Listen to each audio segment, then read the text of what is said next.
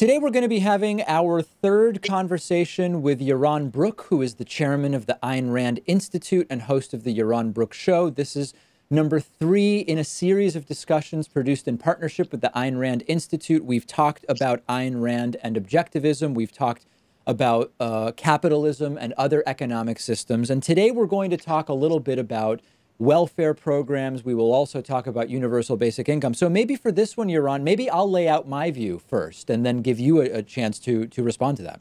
Sure, sounds Okay. good. So my view on welfare programs in general, and I think we'll start general and then maybe get more specific, is number one, I don't see any moral case against welfare programs in principle. For me, one of the beautiful things about humans getting beyond a state of nature into an era of governments and technology and education and advancement is that we have the political and economic resources to set some floor for the circumstances in which people will live. I don't subscribe to what George Lakoff calls strict father morality, where I'm motivated by the idea of teaching people a lesson by not helping them when we can in principle. I think that there's little about that I find convincing, that the people will be better off in some long run if no one helps them and they either die or figure it out or don't or whatever. I don't buy that. I do believe that once you sort of put aside principles that might be appealing to a 16-year-old hearing about libertarian ideas for the first time and think about the real world and people and relationships, I think that there are many positive elements of establishing a welfare system.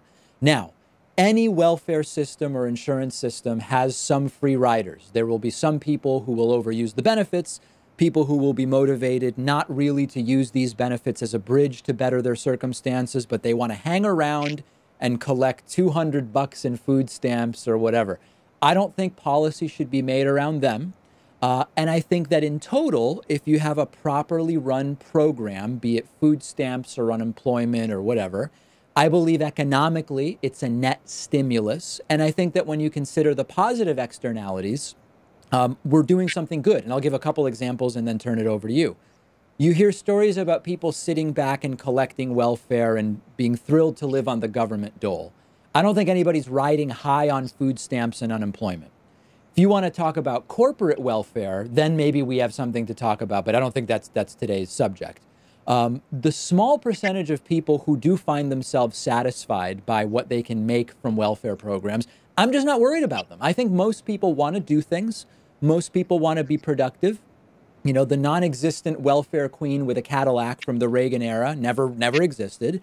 And we know that if people can't afford food, they'll commit crimes to get food. This taxes our police departments, our emotions. We feel unsafe in our neighborhoods. We don't go out. So my starting point is everybody, society overall benefits in the short and medium term from properly calibrated, thoughtful welfare programs.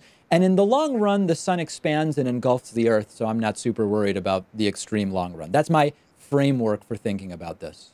Sure, and it's the framework on which we're going to disagree, because I'm going to defend the 16-year-old. I guess I never grew out of still am that person.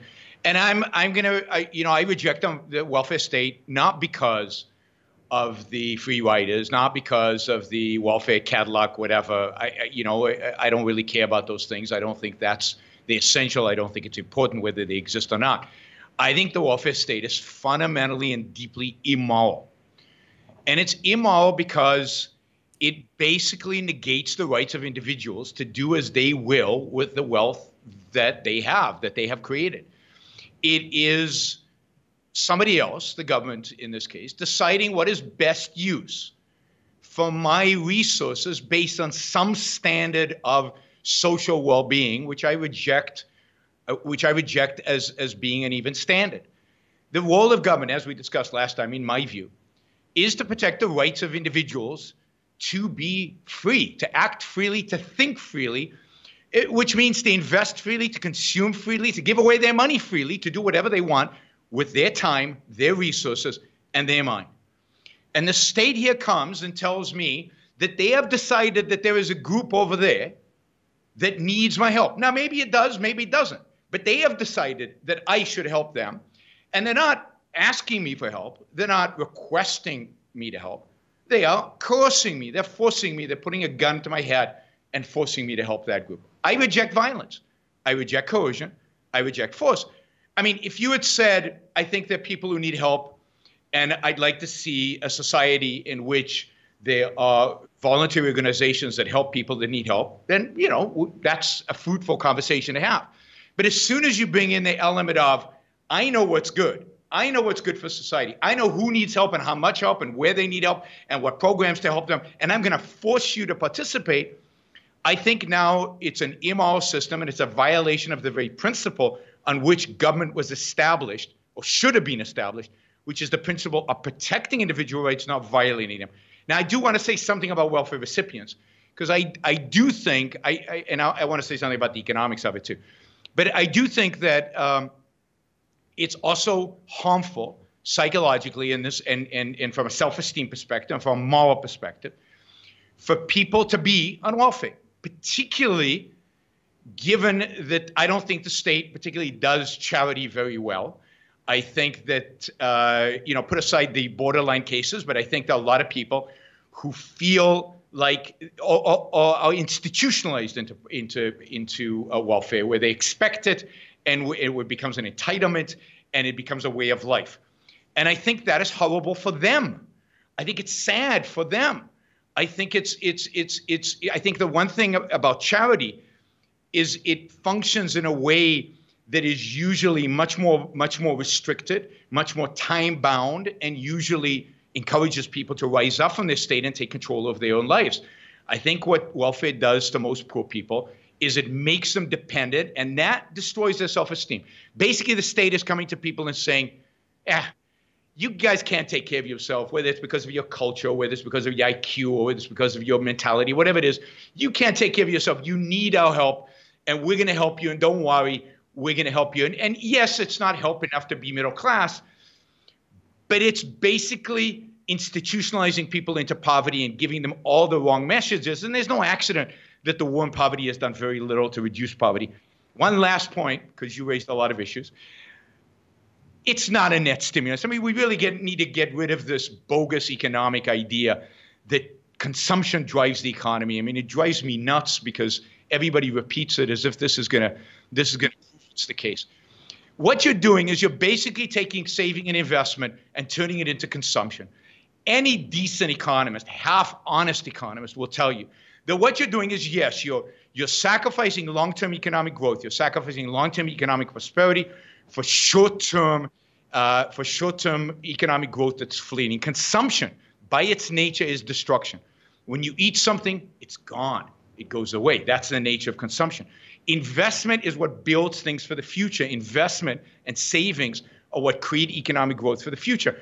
Wealthy people who you're taxing, or even middle-class people who you're taxing, don't consume their money. They invest it and save it. And it's that investment and saving that you're taking, and you're turning it into, so it's net for the economy negative. There's no positive stimulus. I hear Andrew Yang talk about this, and I hear lots of economists from particular persuasion talk about this. This is just not true. It's not economically sound. I don't think Keynes would agree with this. You know, so I think we need to get the economics right on top of everything. Well, I think we do, and I do think you're completely misstating the economics. But let's maybe come back to that, because there were some things you said earlier that I want to focus on. One thing is, you know, I think it's very presumptuous of you to say that the psychological impact of receiving a benefit from a welfare program is that you feel bad about yourself and unworthy and all these things, but that if you get the same from charity, people feel great. I think that is a distinction that makes no sense whatsoever. I don't even know that it really should have much of a part in our discussion, because you can feel okay or not okay if the money comes from government or charity. I don't think it makes a big difference. It's a huge difference. The one comes from government. It's you know that it's money that's being coerced from other people. No, most people don't agree with that framing. So I would just, most people don't see taxes. Hold on, but Yaron, hold on. If most people, but hold on a second. If most people don't see taxes as coercion, how can you say most people see the welfare benefits as having been coerced? Of course, everybody knows taxes are coercion, whether you want to admit it or not. I mean, try not paying your taxes. Taxes are not voluntary. You can't turn something that is forced upon you, whether you like it or not, into something that's somehow voluntary. Hold on a second. Let's explore that a little bit. Yaron, you, for the benefit of the audience, you're originally from Israel, is that right? That's right. Okay, I'm originally from Argentina. So at a certain point, did you come to the U.S. with your parents or by yourself? I don't know exactly, but it's not hugely relevant, but just so I get the analogy correct. Came by myself. Okay. At a certain point, you made the decision to come to the United States. And when you did that, were you ignorant to the fact that there were taxes here? No, but that doesn't change the fact. Let me make this point. If somebody emigrates, if a Jew emigrates into Germany when there are concentration camps, is it his fault that he gets sent to the immigrant? I mean, it's a stupid thing to do. But the fact is, the evil of killing people, the evil of taxing people, of using coercion against people, is not diminished by the fact that I know it's going to happen to me when I come. But it's a little bit different. Hold on. I can't imagine you're equating concentration camps to taxes. I'm equating coercion. Coercion is coercion. Now, true, it's a much greater evil to kill people than it is to take their wealth. Okay. But both evil. Fine. Both are evil. And let me just say this as well. Look, it's not like I have any options, right? Every state in the world today coerces people. Well, but then that's so. But I think allow me to at least follow it fully through. So you concede you chose to come to the U.S. knowing what the system was, but you say that doesn't make the system any more moral. Fine, I concede that it doesn't. But then to suggest that choosing to come to the U.S. knowing the tax system, choosing to stay in the United States and work, and then saying that you were completely coerced into paying American taxes, that seems like a bit of a stretch. Now, you're getting to one of the most important elements here, which is, but hold on, David, other countries also have taxes. That's right, and there's a reason why, which is once you have more than a couple hundred people who want to live together, as Jared Diamond has written about brilliantly in his book, you need to delegate some decision-making power, and that's what we call government. But you're sort of getting to making my case for me. No, I mean, you need to delegate some decision-making to government. But if government is then, and the purpose of that is to eliminate coercion, if government is then using coercion in order to so-called eliminate coercion, and it's not, it's just to increase coercion, it's violating the very principle on which it was put together, and therefore it undermines its own legitimacy. But look, there are lots of situations in life where you can imagine where coercion exists and you can't get out of it. You have a little storefront in the east side of New York in the early 20th century, and the mafia comes around and collects protection. And would you say it's voluntary that you give them the protection money? Well, of course it's not voluntary. You're being coerced. You know the consequences if you don't pay the coercion. So people say, well, why don't you leave the store and go somewhere else? Well, because it's expensive to leave the store. It's difficult to leave the store. And there might be protection money I have to pay in the next neighborhood as well. So I'll pay the protection. But you know what? I'm still going to complain about it. I still view it as immoral that I'm paying the protection money because it's unjust. It's not right. It's not fair.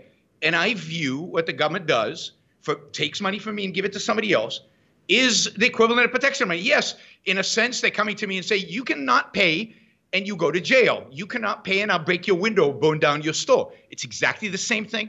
It's exactly the same form of force. Now, you need to just admit this and say you're okay with some coercion. That is what most people say is, look, when we come together in a society, we accept that there's going to be some coercion placed on some people, and we're okay with that. I'm not, and I think it's wrong, and I think it's morally offensive because I think, again, my view is the individual. Coercion against the individual is always going to be morally wrong. Right? Coercion.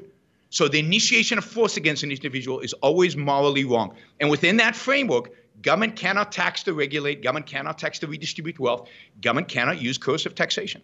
But so the problem I'm having is you've conceded that there is a voluntary nature to your choice to come to the United States knowing the taxation system and to stay here and to work here. And I get it. If you do it and then you don't pay the taxes, eventually someone with a gun will come and bring you to jail. But you still chose to come to the U.S. knowing there are taxes and to work. Now you're saying I still get to complain about it, and you do, and I completely respect and support your desire and ability to complain about it. And but hold on. Yep. But to then take a decision that you concede was a voluntary one, even if you don't like it, and say that the entire system is coercive versus saying we live in societies and understand that we are giving up the ability to decide everything that happens in the society because that's how a society works. It's a game that is partially linguistic and part ideological that's being played. It's definitely ideological. I'm not against ideology. I'm a big supporter of ideology. I have an ideology. Sure. And I think my ideology is logically consistent. But no, I think what you're saying is completely, illegitimate and not logical. The fact that I chose a lesser of two evils, I could have stayed in Israel. I considered that a greater evil. Let's just take taxes. Taxes were higher. I chose a lesser of two evils. Doesn't make the lesser evil less evil. It's still evil, right? Now, it might be less evil than Israel, but it's still evil. And I will do everything I can to reduce that evil further. And you would do the same thing. Let's say you believe you came here from Argentina, or let's say you didn't come from Argentina. Let's say you came here from Denmark. You didn't come from Denmark, but I know people who've come to the United States from Denmark. Okay. And you have a particular point of view, a pro-welfare state point of view, and you say, I don't think the United States is moral because it doesn't redistribute enough. And people would say, well, why don't you stay in Denmark? Denmark, they redistribute more. And you would say that's an illegitimate argument. It's okay to come to the U.S. and argue you're not redistributing enough. We should redistribute more. I'm saying it's fine, but that's the difference, Yaron. It's fine to show up and argue for whatever you think is best. But to claim that you were coerced into doing it is where I have a problem with what you're saying. Sure, show up and say taxes are too high. But of course it's coercion. It's nothing else but coercion. But hold on. You didn't have to come here. You didn't have to work. This is the fundamental point. I brought this last time. Yeah. And by the way, I live in Puerto Rico for this reason, because I chose, to reduce my taxes even further. And I've reduced my taxes significantly by moving to Puerto Rico. So I am following this, and I still can look at the United States from Puerto Rico. We kind of part of the United States and kind of not, and say, that's evil what they're doing. That's wrong. That's immoral. But look, I gave this example last time, and I think it holds for welfare, and it holds for the issue of taxation. My neighbor can come and ask me for help, and I can voluntarily supply him help or not. It's up to me. Him getting together with all the neighbors and voting that I have to help him, that is coercion. And that is what democracy does. Democracy does not turn stealing into a virtue. Stealing is stealing is stealing. The fact that a majority voted for it doesn't make it right. Now, you could say, I don't mind. I think that the fact that, we steal is okay because there's some greater good achieved by it. Fine, but you have to acknowledge that it's stealing, because it is. The fact, if something is wrong for an individual to do, it's wrong for a group to do. The group doesn't make immorality go away. I don't think that we necessarily disagree about whether you have 100% power, I guess is the way I would call it, to decide every aspect of what it's like to live in a country. Like, I just hesitate to apply the words you're using because they have significant value judgments attached to them that are divorced from the empirical realities of being human and living in a group of more than 150 people. I think that's what maybe becomes frustrating about these arguments where, okay, I'm okay with the government saying, if you want to live in this country and if you want to work, which they're not forcing me to do, right? I mean, okay, I'm choosing. If you want to do those things, then here is the way that it's going to work. And I can decide, well, on that basis, I will or won't work. But here's okay.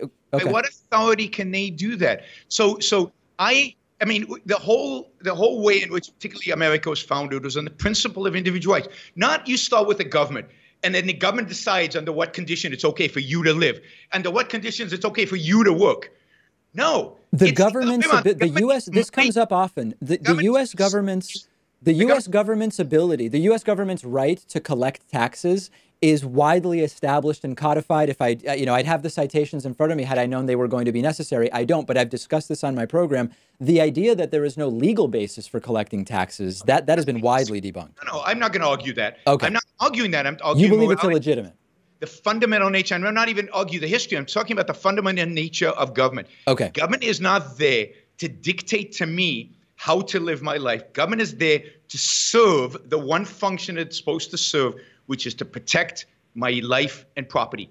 And that is it. And everything else that it does in the name of the social welfare is coercive. It is by its very nature forcing me to do things I don't want to do and thus violating my rights. It's an engagement of my right to life, liberty, and the pursuit of happiness. Okay, that's your interpretation, and many people disagree. But I think our focus has been heavily on your disagreement with welfare on the basis of how it's paid for, because it's coming out of your taxes and you don't have a say. Let's for a second maybe shift to the other side of this, which is the issues of the function that welfare programs can have in a society. Do you deny the negative externalities of economic despair that I mentioned during sort of my opening? Sure. I'm not going to come out in favor of economic despair. Indeed, I believe that the correct way to deal with economic despair is to have, a government that does not tax and redistribute wealth. I believe there's a lot more despair today in America than needs to be. Sure. I think there's way too many people today who are poor in this country. And I think if you unleashed the economic benefits of capitalism, of free markets, of a government that does not tax away my money that I would invest in productive activities, there would be many more jobs. The jobs would be much, and by the way, if we eliminated the regulations that we discussed last time, there would be many more jobs, much more economic activity. There's zero reason why the United States economy should be growing at, 1.9% right now. It should be growing at 4 to 5%, at least. At 4 to 5% growth, poor people in this country, their standard of living would grow dramatically. But to achieve that, you would have to completely restructure the way we do things. We would actually have to establish a capitalist economy in this country, which we don't have. We have. So yeah, but hold on, a couple things on 4 to 5. So number one, 4 to 5% growth in any sustained way is extremely rare in countries that are as developed as is the United States. Usually, only countries that are not yet as developed can experience that. But and you'll be able to comment on that. One sentence. Yes. That's because there are no capitalist countries in the world. Okay. All right. I know that that's your perspective. The other thing, though, is there's a reality that if you had 4 or 5% growth, as we've seen, 60, 70, or 80% of that growth would go only to the very top, and it would do very little actually for the people in the bottom 80 or 90%. I mean, I don't want to get bogged down in the statistics, but that is unbelievably not true. Plus, it's unbelievably not true. And you can read the Financial Times critique of Piketty's book, and you can read all the other critiques of Piketty's book. I mean, what that man did with numbers, is fraudulent, is basically fraudulent. But and the same is true of the latest articles by his co-authors. I can't pronounce his name, Saez, and his co-author. Anyway, you live in Puerto Rico and you can't pronounce Saez? There's plenty in the economic literature which I read, which is a vast economic, not philosophical, not ideological critique of those studies and what they do, and the whole disengagement of productivity from labor costs is these are such wrong ideas that again are repeated over and over again and become like institutionalized truths, when in the economic literature they are all being challenged on a daily basis, not by ideologues but by economists. So I don't think that's true. But again, you're equivocating between two things. You're equivocating between the world we have today and capitalism. We do not have capitalism today. There's no question that today a disproportionate amount of the wealth created goes to certain people at the expense of other people. A big reason for that is the way our Federal Reserve functions. That is, by pumping money into the financial system, drives up asset prices, which for the most part benefit people who already have assets. And it doesn't benefit people who don't yet have assets.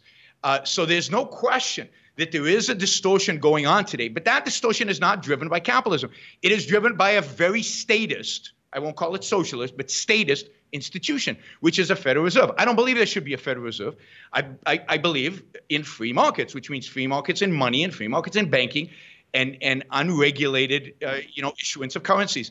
So, to blame the problems that exist today in the United States on capitalism, it's not what capitalism is, and it's just not true. Well, listen, you're right that we of course don't have total unregulated free market capitalism. There are numerous markets where that's not, of course we don't have that. But I think what's deceptive or maybe distortive about what you're saying is, even if at the policy level you can say The problem is the money that's pumped into the economy by the Fed, and there's lots of people like you who want to get rid of the Fed. The problem with that is the reason that we have those policies is because of the disproportionate influence over government of certain industries that benefit from those policies, like banking and so on and so forth. So while you want to, hold on. So while you want to say the problem is that the government apparatus exists, really the problem as I see it is that the government apparatus has been captured by certain industries, including the financial world and the financial sector. So I'll partially agree with you. Okay. But your solution is the opposite of what the solution should be. Well, maybe. And the cause and effect is opposite. So I'll give you a quick example, which when in 1995, let's say, when Microsoft was the largest corporation in the entire world and massive, how much money were they spending on lobbying, on trying to capture politicians? Well, zero. No lobbying, nothing. No lawyers, nobody in Washington, D.C., not a single person, no attempt to capture anything. And they were brought in front of Congress. And they were fought like Zuckerberg has been recently, in front of a panel. And Orrin Hatch, a Republican senator from Utah, got up and started yelling at the Microsoft executives. You guys need to start spending money here. You guys need to lobby. You need to build a building. You need to get engaged. And Microsoft walked away from the meeting basically saying, you leave us alone, we'll leave you alone. We're not interested. We don't want to lobby. We have nothing to gain from you. We're the biggest company in the world, and we're doing a damn good job making money and improving the lives of billions of people around the planet. 6 months later, knock on the door. We're here from the government, and we're here to accuse you of antitrust violations. What was the thing that Microsoft, God forbid, had done to screw our lives that justified a Justice Department investigation? They gave away a browser for free. Internet. Yeah, the idea was that they were privileging their browser over all others, and that it had, a destructive effect on competition because of Netscape and whatever else. Think about how many browsers you have today, all offered to you for free. So the argument was bogus, still is bogus, and yet they, for 20 years, they had to deal with this. 10 years in courts and 10 years with a government supervisor at Microsoft.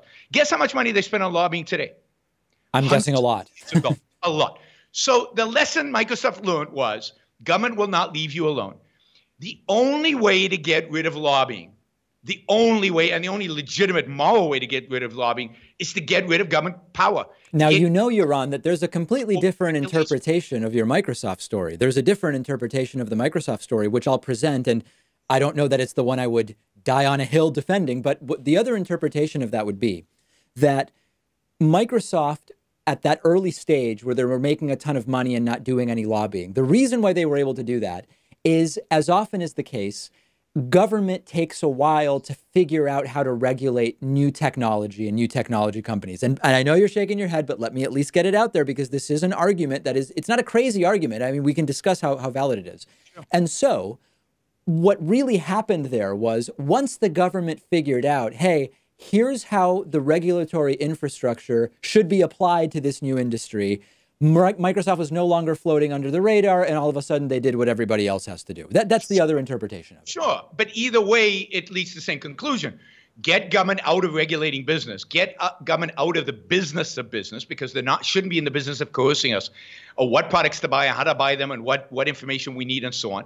Then you don't have lobbying. So take Google. Google learned exactly following your case. It saw what happened to Microsoft and it said, uh-oh, government is regulating. So from day one, literally, you can go find this. From day one, Google has been spreading the money around. Republicans, Democrats, everybody gets their money. Indeed, until recently, nobody in the United States has gone after Google. The Europeans have gone after Google because it didn't spread the money around there to the same proportion. They didn't bribe themselves out of regulation to the same proportion. And now people are starting to look at Google. Why? Because the regulatory apparatus, now it's politically good for both the left and the right to go after Google for different reasons. They both want to go after them. So, yes, absolutely. There's a whole mechanisms here, but the only solution to it is still right. I want to make politicians impotent when it comes to economics. And if that happens, then there's no incentive for me to lobby. The bigger the government becomes, the more powerful the government becomes, the more intruding the government becomes, the more regulations you have, the more lobbying you will have. There's a different perspective as well, which is if you eliminate the money of lobbying and donations from PACs and so on and so forth, and you set up some term limits, you would free our elected officials, because there's nothing on the other end, there's no consulting deal, whatever, to just regulate the way that they believe would be best. And for many of them, that is regulation. There is regulation that many of them think would be best. The reason they're convinced out of it is because they need to raise money for that next re-election campaign. But you got a lot of problems there, because you think, as most statists do, that you can come up with just the right law. Statist. Well, you're a statist. I mean, you believe in a big role for the state. I believe in a very minimal role for the state. I believe in a slightly bigger role for the state than a centrist, because I'm a social democrat. So to me, everybody in the political spectrum today is a statist. Okay. All of them. Well, then it becomes an irrelevant term if everybody falls under that category. No, I mean, before there was freedom, everybody advocated for unfreedom. You could still advocate for freedom and try to convince everybody to move to your direction. So the fact that nobody agrees with me has no relevance to whether what I say is true or not. Okay. I mean, that's true. If you think about it this way, why does, and I don't want to pick just on Hillary. Think about, I just heard that because Hillary used to get $250,000 for a speech at Goldman Sachs. I know what's her name, Haley. The former UN ambassador. Nikki Haley. Nikki Haley is now getting 6 figures for speeches. Now, why do you think they get 6 figures for speeches? Because I know you don't get 6 figures, and I know I don't get 6 figures, and I bet you both of us are both more interesting and better speakers than they are, right? I mean, connections and the potential for future engagements, right? I mean, yeah. What are you gonna outlaw that? I mean, at what point are you gonna say the state is not gonna coerce anymore? I mean, I want to reduce coercion, not increase. I don't want more rules. I don't want to prevent people from using money to express themselves. I believe that is an expression of free speech. If I believe something is wrong, I should be able to shout it out I should be able to buy billboards. I should be able to buy ads. That's a part of my speech. Sure, but a company giving Nikki Haley money because she might in the future be involved in regulation, that's not the government coercing anybody. Those are companies coercing Nikki Haley to eventually do what they want. Because Nikki Haley will have power over them one day, and they expect to get favors back. So right, but if they can't give her the money... The starting point is, if you want to prevent companies from paying speaker fees for future politicians, because she's not running for anything right now. That's true. Hillary Clinton wasn't running for anything when she got the $250,000. So you're going to have a whole system of coercion where you're telling people when they can't speak, who can pay, who cannot pay. No, the easiest way to get rid of cronyism, and I'm a huge, talk about corporate welfare. First thing I'll get rid of if I were, God forbid, president, would be everything to do with corporate welfare. 0 subsidies, 0 deductions from corporate taxes. I'd also lower corporate taxes to 0, but that's another issue. 0, and then I would start lowering regulations. But the idea that the government should decide, what they should, corporations, who's they're allowed to pay and who they're not allowed to pay, what they can lobby, what they can't lobby, I think is unbelievably destructive and only leads to worse outcomes. I'm against getting so involved. I mean, as a sort of left libertarian leaning progressive, I'm against telling companies you can or can't spend money in this way or that way. I mean, unless they're committing crimes by spending the money, okay. But I think that the framing of it really comes down to, you said you chose a different starting point than I did. So depending on what we think is the catalyst that starts the circle, you end up finding a different solution. If you believe the starting point of the problem is the money versus the government, you're going to end up with a different prescription. To some extent, that's true, but really fundamentally, it's not. The fundamental here is, it's the same with welfare. The fundamental here is coercion. Government should not have the power over corporations, whether the corporations lobby or not. Government should not be in a position to coerce corporations into what they can or cannot do. It shouldn't coerce individuals into what they can or cannot do with their money. It shouldn't be taking from some to give to others, regulating some. I just don't want people to be dependent on, I think it's immoral for an entity like government to be dictating our lives to us and telling us what we can and cannot do in every single realm. So Ayn Rand used to criticize the right And in those days, the right, I think, was marginally better than it was, much better than it is today. But that's because today it's so horrible. It's not because it was good then. She used to say the right kind of wants to leave you free in the boardroom, but wants to regulate you in the bedroom. And the left wants to leave you kind of free in the bedroom and to regulate you in the boardroom. I want to leave you free in every aspect of your life. Yeah, that's a talking point that's common, but it's like, I think reasonable people would agree that it is not equivalent to say that a government telling you that two men can't get married is the same thing as saying a government shouldn't be able to say we use taxation to fund schools. Like to pretend that those are the same thing and bear the same relevance in society seems strange to me. Well, it seems to me that the issue of education is much, much worse than the issue of gay marriage. That is, again, I don't think the government should be involved in marriage. I don't think the government should be involved in education. Okay. But government involvement in education is a million times worse and more disastrous in its consequences than government involved in marriage. I mean, people could still live together, they could still have sex together, they could still cohabitate and so on. But if you take a poor kid and you inflict on him public education, and you do to him what the public schools do to kids, I don't think they can ever recover from that. You know, here in Massachusetts, where schools are properly funded, public education's pretty good. You know, let me tell you, so since we're talking about childhood, I went to school in Massachusetts. I went to 2 schools in Massachusetts. I went to Brookline High School for 1 year. Great high school. And I went to a school before Brookline High School, which was considered the top up to 8th grade school in the country, one of the top. And Dukakis's kids went to the same school I did. This is in 75 and 76, 74 through 76.